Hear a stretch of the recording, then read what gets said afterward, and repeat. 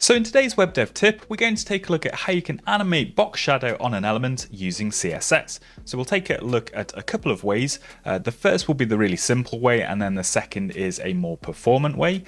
So I've got two elements on the page here. I've got two divs, and you can see they've got some box shadow applied already.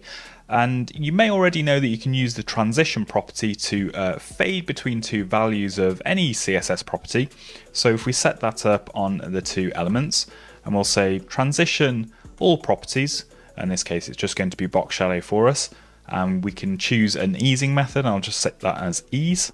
And if we target the hover state of the first element here, so when we hover over the first box, what we'll do is just adjust its box shadow properties, and let's just double them up so you can see the effect working.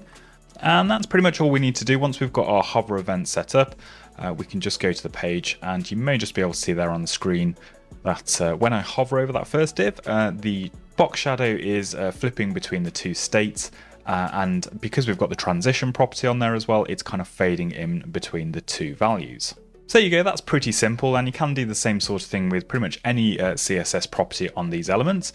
The second way we can do this though will provide us with optimal performance, because the problem with fading with the transitions with a box shadow is that it does cause a repaint in the browser for each frame where the box shadow is fading in between the two values. So if you are using this a lot, it could cause performance issues on your page. So another approach, instead of actually fading between the two values using a transition, we can just have another box shadow set up on a pseudo element like the before element of the box, and then just keep that hidden with a 0 level opacity, and then fade that in when the user hovers over the box.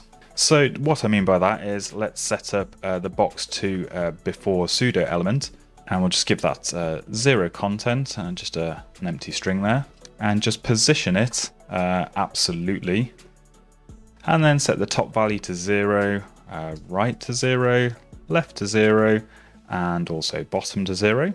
And then we just pick out the box shadow that we want to apply when the user hovers over that second box. So we use the same values that we had for box 1.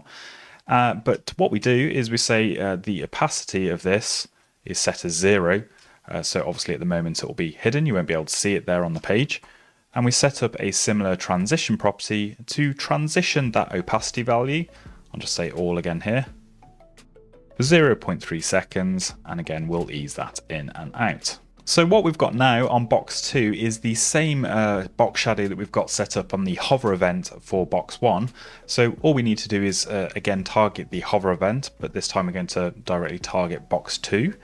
And so when the user hovers over that, the before pseudo element will just set the opacity value of that to 1. And of course, because we've got the transition property in place, we'll get that nice fade effect.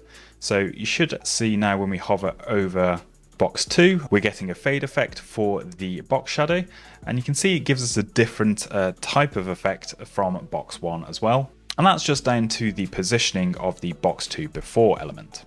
So there's just two methods of animating the box shadow of a particular element using CSS. As you can see, they both work quite well, but if you do need to keep performance in mind, then you might be interested in using the second approach of using the before pseudo element. So that's it for this tutorial. Stay tuned for more web dev tips.